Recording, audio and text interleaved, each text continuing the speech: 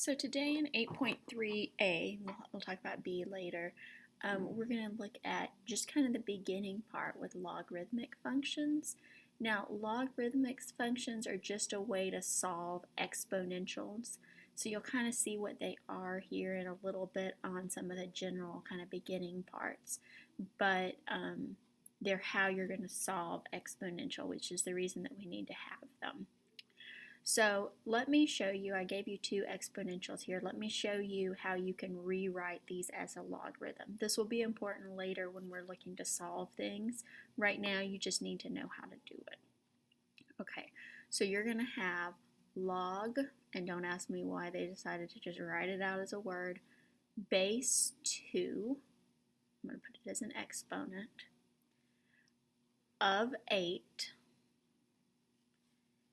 equals 3. Okay, so start with the base, log base 2, it's the base of the exponent, it's the base of the logarithm. Log base 2 of 8, to go to the other side of the equal sign, equals 3, the exponent. Now here's the point of the logarithms. I don't know why they decided to use this notation, but the point is for your exponent not to be in an exponent anymore. It's like a whole number, so you'll be able to work with it more easily. Okay, so if I do the same thing here, I would have log base 3 of y equals x. So you kind of go in a circle. So let's go through and convert a few of these. So if I have some exponential form, I'm going to write it in logarithmic. So I'd have log base 5 of 25 equals 2. So I'm kind of just going in a circle. Now here's my base this time.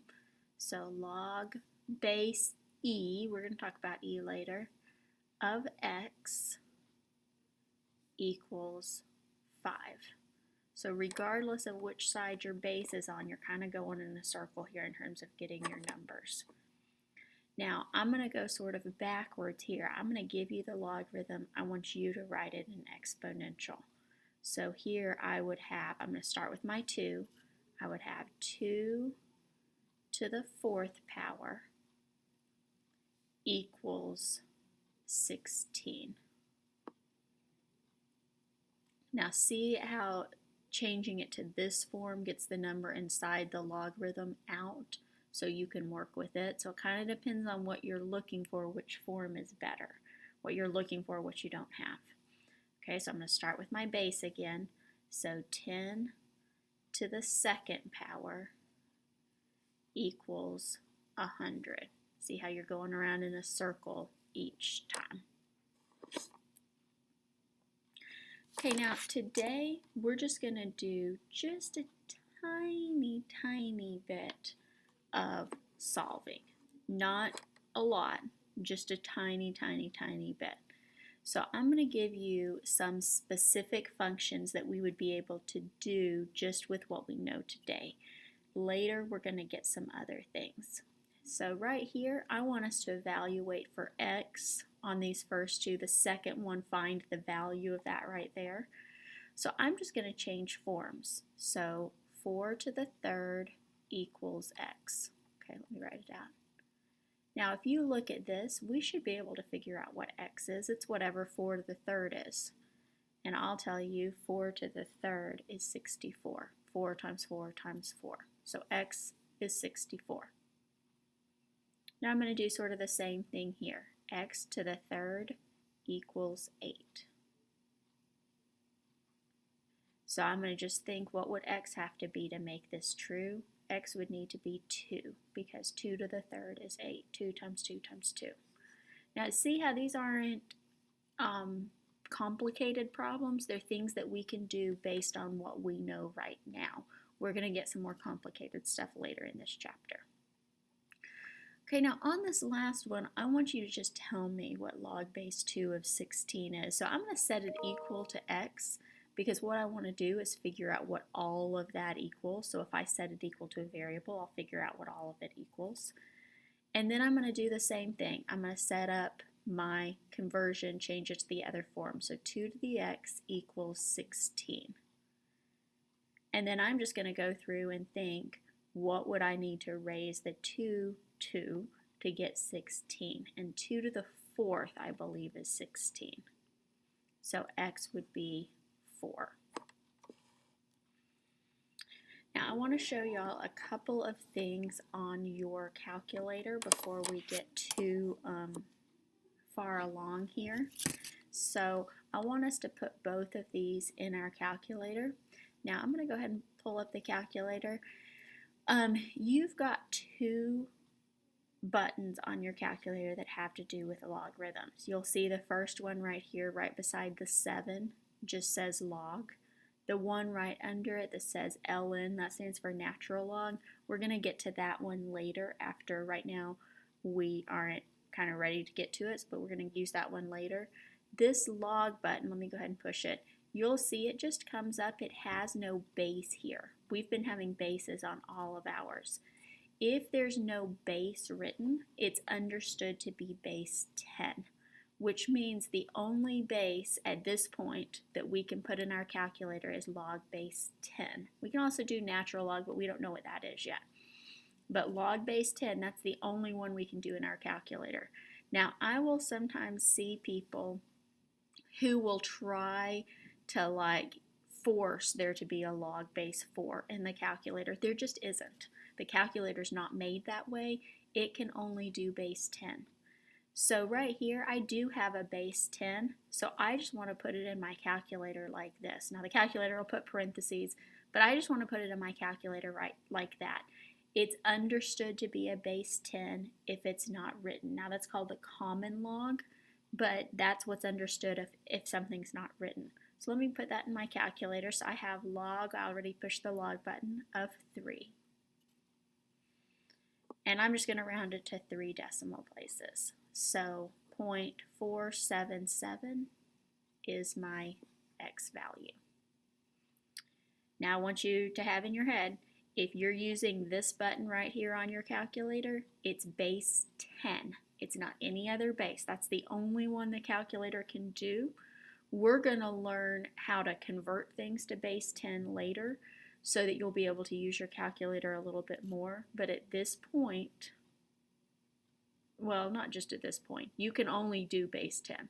Later, we'll learn how to change them over, but your calculator will only do base 10 and natural log that we haven't gotten to yet.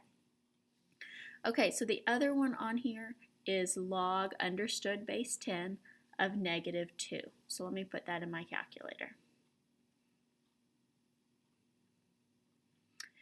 So you'll see it gives you an error message here. You cannot have a negative number right here inside your logarithm. So if you've got a negative number there, it's going to give you an error. So just make sure that you know that. It's not possible, you can't do it. I put no solution because there is no solution. You literally cannot do it. So just a heads up on that, you cannot have a negative number right there inside your logarithm. Okay, so there's a lot of things in this section here. This is the last thing we're going to do, and then we're going to save the rest for part B. But we're going to look at 4 shortcuts here. These 4 shortcuts are things you're going to want to have in your head. Now, here's how this is set up. Each of these right here is your shortcut in terms of A's and X's, and there's some numbers as well. Then I gave you a couple of little examples here. Now most of them I want to tell you the why, but you do want to kind of remember it as a rule so that you can use it quickly, okay? So here's the first one. It doesn't matter what the base is. Anytime you've got a 1 right here, the whole thing equals 0. Okay, that's the rule. Here's the reason why. If I go through and I change forms, so I would have a to the 0 power, and remember, anything to the 0 power is 1. So if this is a 1 right here, you need to have an exponent of 0 so that anything to the 0 power would give you the 1. All right, now the rule is if you've got a 1 right here, the whole thing is 0. This is the y. All right, so what would log base 4 of 1 be? 0. Same thing here. I don't care what the base is. If this is a 1, the whole thing is 0. Okay, so that's the first rule.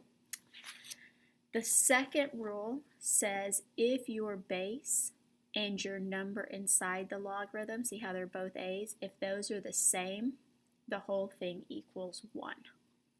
Now here's the reason why. If I were to change forms, a to the first power, and anything to the first power is itself. So when I change forms, a to the first power equals a, I need to have an exponent of a 1 here so that they would be the same value. Okay, so that's the y. The rule is if these are the same, the whole thing equals 1. All right, so log base 2 of 2 is 1. I don't care how messy it is. With the pi's, that's a messy number, but if they're the same, the whole thing is 1. Okay, now these last two are a little bit harder to model, so I'm going to do it, but they are a little bit harder to model. Now, I'm going to go ahead and just look at numbers here because I think this one's hard to look at with the variables because there's so many of them. But see how your 3's match up? Those cancel out and leave you with the -7. So see how if those match up and it's raised to a power, the x's are going to be the same. Okay, now let me model it. If I were to go through and change forms, I would have a to the x power equals this right here. So see how they match up? Okay, now this one's tricky. I want you to think about it for a second. So log base 5 of 25, those numbers don't match up. But I think I could make them match up if I rewrite 25 as 5 to the second power. So this whole thing then would simplify down to 2.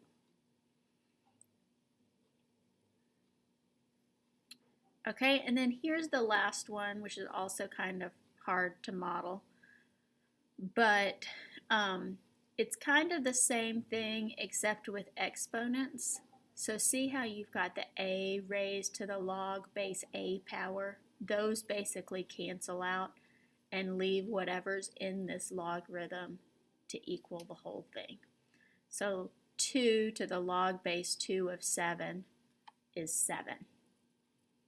Okay, now what about this one? I've got 10 to the log of 0.5. If there's not a base written, remember it's base 10, so 0.5. Okay, so this right here is 8.3a. We're going to look at 8.3b next, but this is 8.3a.